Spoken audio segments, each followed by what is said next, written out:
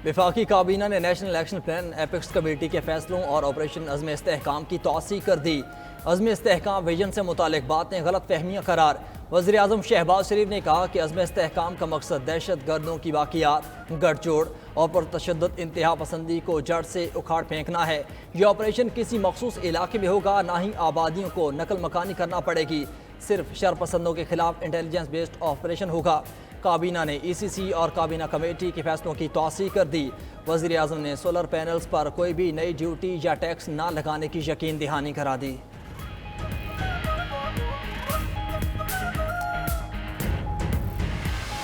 अदलिया अगर जो है इंसाफ जो है प्रोवाइड नहीं करेगी, सपोर्ट प्रोवाइड नहीं करेगी इस एफर्ट को, जो एक नेशनल सिक्योरिटी का एफर्ट है, ये कोई पॉलिटिकल एफर्ट नहीं है, ये नेशनल सिक्योरिटी का एफर्ट है, कौमी सलामती का एक एफर्ट है। ये ऑलरेडी डिसाइड हुआ है, आज काबीना में चला गया है और इसमें डिटेल बहस 2, 4, 5 जितने दिन की बहस की ज़रूरत होगी वो बहस जो है नेशनल असेंबली में इसके ऊपर की जाएगी, सेनेट में भी की जाएगी। सिर्फ वोट बैंक महफूज रखने के लिए ऑपरेशन अज़्म इस्तेहकाम की मुखालिफत हो रही है। ऑपरेशन इंटेलिजेंस बेस्ड होगा, 2-4 दिन में खदुखाल वासे हो जाएंगे। वज़ीर दिफा ख्वाजा आसिफ का कहना है PTI और JUI के तहफ़्फ़ुज़ात दूर करेंगे, तमाम सवालात और तशवीश का जवाब देंगे। ख्वाजा आसिफ मजीद बोले, PTI दौर में दहशत गर्दों की वापसी तबाही लाई। अज़्म इस्तेहकाम ऑपरेशन के पीछे कोई सियासी अज़ाइम नहीं, दहशत गर्दी बढ़ने पर मौसर इक़दाम का फैसला हुआ। वज़ीर आला KP ने एपेक्स कमेटी में कोई मुखालफत नहीं की, दिए दबे अल्फाज में ऑपरेशन की सपोर्ट करने का कहा। अदलिया को भी कौमी सलामती की इस कोशिश को सपोर्ट करना चाहिए। ख्वाजा आसिफ ने हमेशा झूठ की सियासत की। वज़ीर आला अली अमीन ने किसी ऑपरेशन की हिमायत नहीं की। PTI का मौक़िफ़ वाज़ेह है, किसी भी ऑपरेशन के लिए तमाम स्टेक होल्डर्स को एतमाद में लेना होगा। मुशीर इत्तलात खैबर पख्तूनख्वा बैरिस्टर सैफ का रद्द-ए-अमल। मज़ीद बोले, वज़ारत दिफा की कई बारियां लेने के बावजूद नाअहल ख्वाजा की कारकर्दगी सिफर है।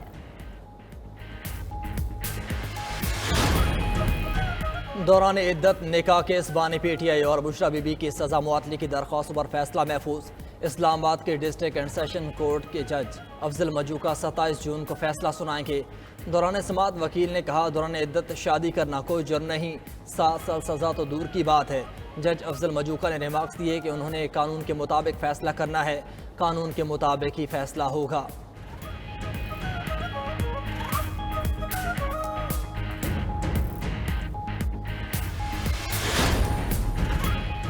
Audio leaks case. Islamabad high court ने एडिशनल अटॉर्नी जनरल से चैम्बर में समाअत की इस्तदा मुस्तरद कर दी। जस्टिस बाबर सत्तार ने कहा, किसी को फोन टैपिंग की इजाज़त देने का कोई कानून मौजूद नहीं। हुकूमत ने किस कानून के तहत फैसला किया, ये डेटा हासिल कर सकते हैं। किसने IG को कहा वारंट्स ना लें? क्या पार्लियामेंट बेवकूफ़ थी जिसने ये कानून बना दिया? जो कुछ हो रहा है वो गैर कानूनी है। केस की समाअत गैर मुअय्यना मुद्दत तक मुलतवी।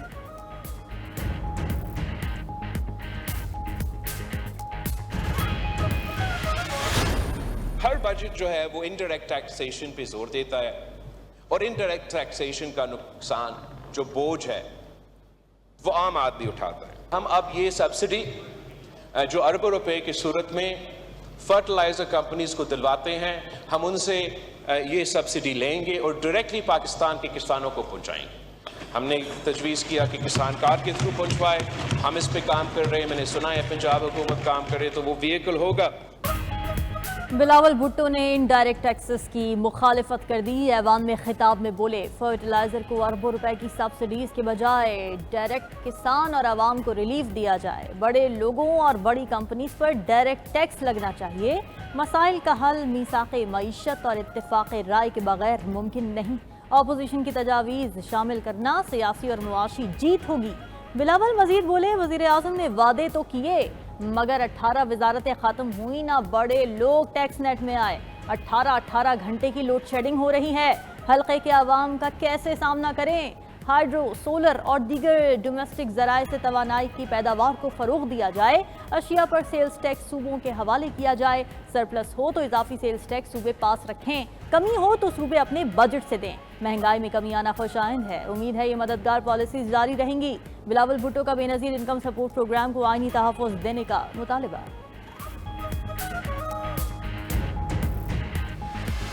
हम सब जानते हैं कि नैब और पाकिस्तान की मीशत साथ साथ नहीं चल सकती।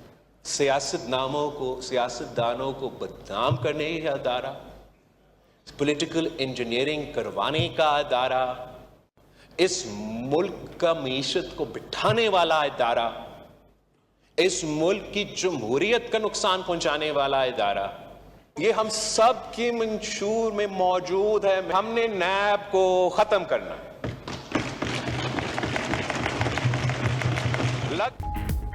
बिलावल भुट्टो ने नैब को सियासतदानों को बदनाम करने, पॉलिटिकल इंजीनियरिंग कराने और मुल्क की मईशत बिठाने वाला इदारा करार दे दिया। बोले नैब और पाकिस्तान की मईशत साथ साथ नहीं चल सकती। हमारा ही नहीं, हुकूमत का भी मंशूर है कि नैब को ख़त्म करना है। अब तो सबसे बड़े हामी भी शायद नैब की बंदिश को सपोर्ट करें। SEFC की तरह पब्लिक प्राइवेट पार्टनरशिप मंसूबों को भी नैब के दायरे से बाहर करने का मुतालबा।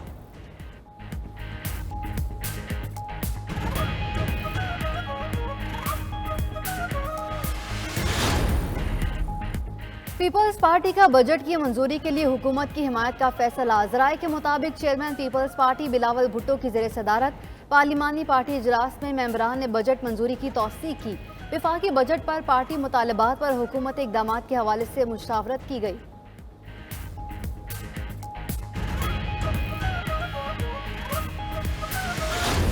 कोई डिक्टेटर आए तो सब वजीर और अटॉर्नी जनरल बन जाते हैं। जमहूरियत आती है तो सब लोग छुरियां निकाल लेते हैं। आइन पर अमल करना लाजिम है, ऑप्शन नहीं। अपनी गलतियां हम सबको तस्लीम करनी चाहिए। सुन्नी इत्तेहाद काउंसिल की मखसूस नशिस्तों से मुतालिक केस में चीफ जस्टिस के रिमार्क्स। जस्टिस अतहर मिनल्लाह ने कहा कि जो कुछ मुल्क में हो रहा था वो तल्ख हकीकत और सबके सामने है। आइन के खिलाफ वर्जी पर आंखें बंद नहीं कर सकते। 8 फरवरी के इंतखाबात में मुबैना बेज़ाब्तगियों का केस ताहाल ज़ेर इल्तिवा है। जबरी गुमशुदगी वालों को ये कहकर बोलने नहीं दिया जाता कि सियासी केस है। सियासी जमातों को मखसूस सीटें जीती हुई नशिस्तों के हिसाब से ही मिलेंगी। जस्टिस मंसूर अली शाह ने कहा, आला तरीन अदालत होते हुए सुप्रीम कोर्ट का काम है कि आवाम के हक़ राय दही का दिफा करे।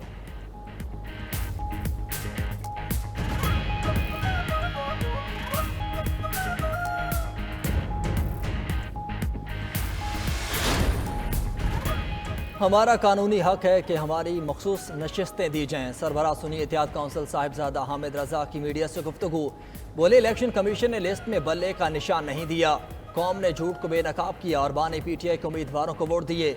PTI रहनुमा कमल शोज़ब बोली, इलेक्शन कमीशन ने खुशी खुशी सब सहूलियात दीगर जमातों को दे दी। वो जान ले एक दिन उन सबको बड़ी अदालत में जवाब देना होगा। हमने इस मुल्क में शफाफ इंतखाबात की बात की, क्या हम इलेक्शन रुकवा सकते हैं?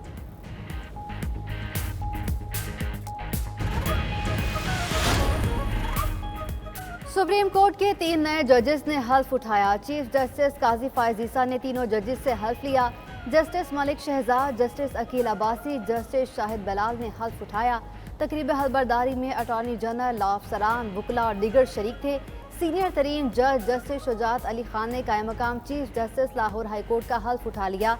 गवर्नर पंजाब सरदार सलीम हैदर ने हल्फ लिया। वज़ीर आला पंजाब मरियम नवाज और काबीना अरकान भी तकरीब में मौजूद थे। उधर जस्टिस शफी मोहम्मद सिद्दीकी ने कायम मकाम chief justice Sindh high court की हैसियत से हल्फ उठाया। जस्टिस नेमतुल्लाह फरकूटो ने कायम मकाम चीफ जस्टिस से हल्फ लिया। किसी से कोई डील हुई ना ही मुज़ाकिरात। बानी PTI पीछे हटे हैं, ना मैं पीछे हटूंगा। कल भी बानी PTI के साथ था, आइंदा भी रहूंगा। सदर PTI चौधरी परवेज इलाही ने वाजे कर दिया। कहते हैं काफ लीग के किसी रहनुमा से कोई बात या मीटिंग नहीं हुई। ये मेरे मुतालिक हर जगह गलत अफवाहें फैला रहे हैं। पहले गुजरात से चोरी किया गया मैंडेट वापस करें, फिर बात होगी। डील और ढील की बातें करने वाले सुन लें। 1.25 साल जेल में रहा हूँ, डील करके आना होता तो पहले ही जेल से बाहर आ जाता।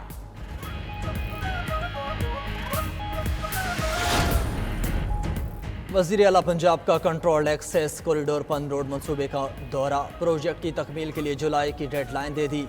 सगियाँ इंटरचेंज से बाबू साबू तक सर्विस रोड्स का जायजा। मरीम नवाज का लाहौर में चिल्ड्रन लाइब्रेरी कम्प्लेक्स का भी अचानक दौरा। सरकारी वसाइल का बेजा ज़िया देकर बरहम। खाली कमरों में लाइट्स, पंखे और AC चलने की रिपोर्ट तलब कर ली।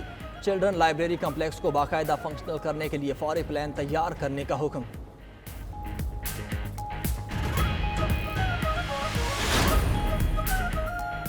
बिलावल भुट्टो के खिलाफ नाजेबा अल्फाज के इस्तेमाल का मुकदमा शेख रशीद के खिलाफ कराची के थाना मौज को लसबेला में दर्ज मुकदमा खारिज। इस्लामाबाद हाई कोर्ट के जस्टिस तारिक महमूद जहांगीरी ने फैसला सुनाते हुए शेख रशीद की दरख्वास्त मंजूर कर ली।